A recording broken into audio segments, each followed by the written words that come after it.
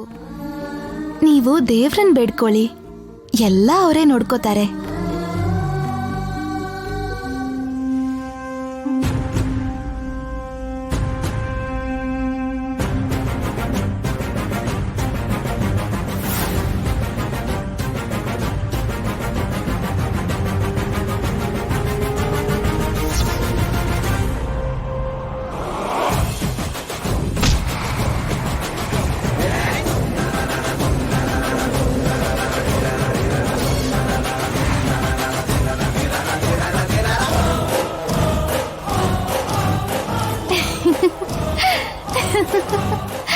ಏನಿದು, ದೀಪ ಆರ್ಲಿಲ್ವಲ್ಲ? ಈಗ ವ್ರತ ಪೂರ್ತಿಯಾಗಿದೆ. ನಿಮ್ ಮನ್ಸಲ್ಲಿರೋದ್ನ ಬೇಡ್ಕೊಂಡು ನೀವ್ ಹೊರಡಿ.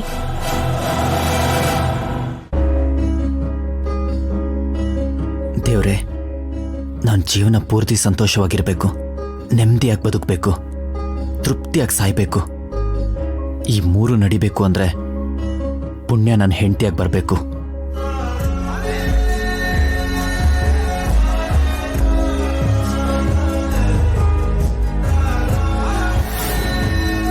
ಮೊದಲು ಬೇಡಿರೋ 3 ಕೋರಿಕೆ ಈಡೇರಿಸಲಿಲ್ಲ ಅಂದ್ರು ಕೊನೆಯಲ್ಲಿ ಕೋರಿರೋ 1 ಬೇಡಿಕೆನ ಈಡೇರಿಸ್ತೀಯಾ?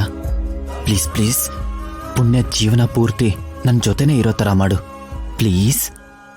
ನಿಮ್ ಬೇಡಿಕೆಗಳು ನ್ಯಾಯವಾಗಿದ್ರೆ, ಆ ಬೇಡಿಕೆಯಿಂದ ಒಳ್ಳೇದಾಗತ್ತೆ ಅಂತಂದ್ರೆ ಅದು ನೆರವೇರ್ಬೇಕು ಅಂತ ಹಣೆ ಬರಹದಲ್ಲಿ ಬರ್ದಿದ್ರೆ ಅದು ಖಂಡಿತ ಆಗತ್ತೆ ಅನಿರೋಧ್. ಥ್ಯಾಂಕ್ಸ್ ಮಾಲಾ.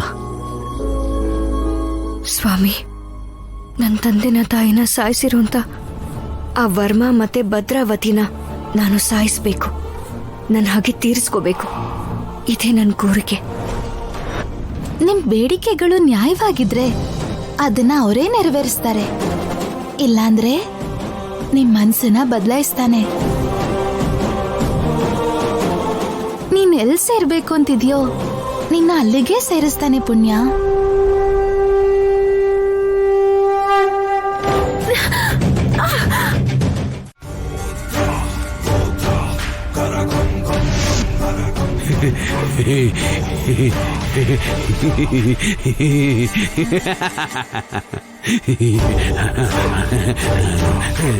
ಬರ್ತೀನಿ, ನಿಮ್ಮನೆಗೆ ಬರ್ತೀನಿ ಅರವಿಂದ. ನಿನ್ ಮಗನ್ ರೂಪದಲ್ಲಿ ಆ ನಾಗನಿಧಿ ರಹಸ್ಯನ ತಿಳ್ಕೊತೀನಿ. ನಿನ್ ಮಗನ್ ತರ ವೇಷನ ಬದಲಾಯಿಸಿ ನಿನ್ನನ್ನೇ ಯಾಮಾರಿಸ್ತೀನಿ.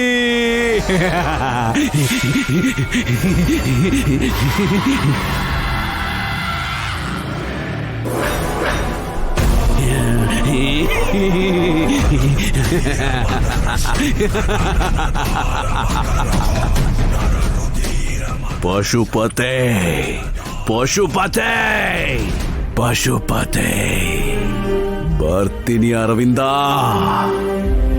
ಆ ರಹಸ್ಯನ ತಿಳ್ಕೋತೀನಿ.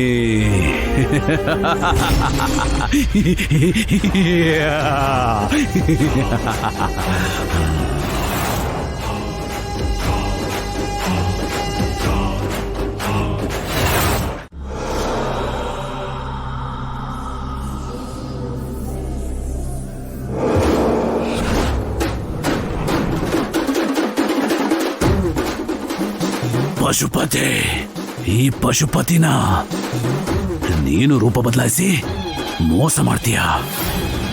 ನಿನ್ನನ್ ಬಿಡಲ್ಲ, ನಿನ್ನನ್ ಬಿಡಲ್ಲ, ನಾನು ನಿನ್ ಬಿಡಲ್ಲ.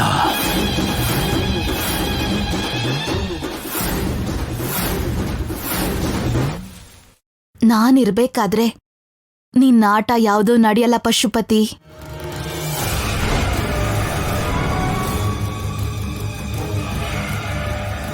ಮತ್ತೆ ನಾನಿನ್ನ ಒಳಗ್ ಬರೋ ಹಾಗೆ ಬಿಡಲ್ಲ. ನೋಡ್ತೀನಿ, ಅದನ್ನು ನೋಡ್ತೀನಿ, ಹೇಗ್ ಬರಕ್ ಬಿಡಲ್ಲ ಅನ್ನೋದು ನೋಡ್ತೀನಿ.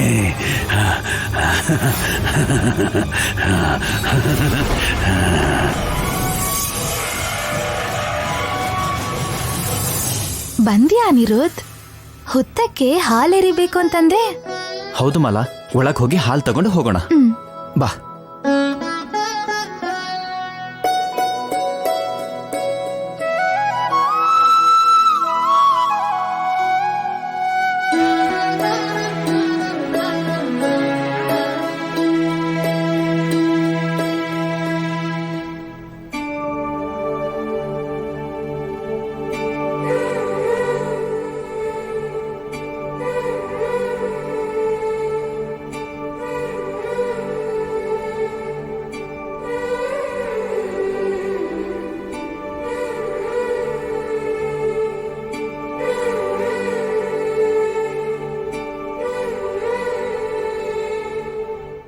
ಅಮ್ಮ ನಾಗಮ್ಮ, ನಿನಗೆ ಹಾಲಂದ್ರೆ ತುಂಬ ಇಷ್ಟ.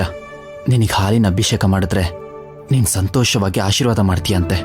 ನಾನು ಕೇಳೋ ಕೋರಿಕೆನ ಈಡೇರಿಸ್ತೀಯಂತೆ. ಅದಕ್ಕೆ ನನ್ನ ಪುಣ್ಯ ಕ್ಷೇಮವಾಗಿರಬೇಕು, ಅವಳು ನನ್ನ ಜೀವನಕ್ಕೆ ಬರಬೇಕು ಅಂತ ನಿನಗೆ ಹಾಲೆರೆಯೋದಕ್ಕೆ ಬಂದಿದ್ದೀನಿ. ನನಗೆ ಆಶೀರ್ವಾದ ಮಾಡು ತಾಯಿ. ತುಂಬಾ ಆಶ್ಚರ್ಯ ಆಗ್ತಿದೆ. ಯಾಕೆ ಮಾಲಾ? ಒಬ್ಬ ವ್ಯಕ್ತಿ ಹಾವು ಒಂದ್ ಜೀವಿ ಅಷ್ಟೇ, ದೇವ್ರಲ್ಲ ಅಂತ ಹೇಳ್ತಿದ್ದ. ಅದಕ್ ಪೂಜೆ ಮಾಡೋದು ವ್ಯರ್ಥ ಅಂತಿದ್ದ. ಅಂತದ್ರಲ್ಲಿ ನೀನು ಹೊತ್ತಕ್ಕೆ ಹಾಲು ಹೇರಿಬೇಕು ಅಂತ ಬಂದಿದ್ಯಾ ಅಂದ್ರೆ ತುಂಬಾ ಆಶ್ಚರ್ಯ ಆಯ್ತು. ಈ ಬದಲಾವಣೆ ಎಲ್ಲ ಈ ನಾಗಮ್ಮ ತಾಯಿ ದಯೆಯಿಂದನೇ ಆಗಿರೋದು. ಈ ತಾಯಿ ದಯೆಯಿಂದ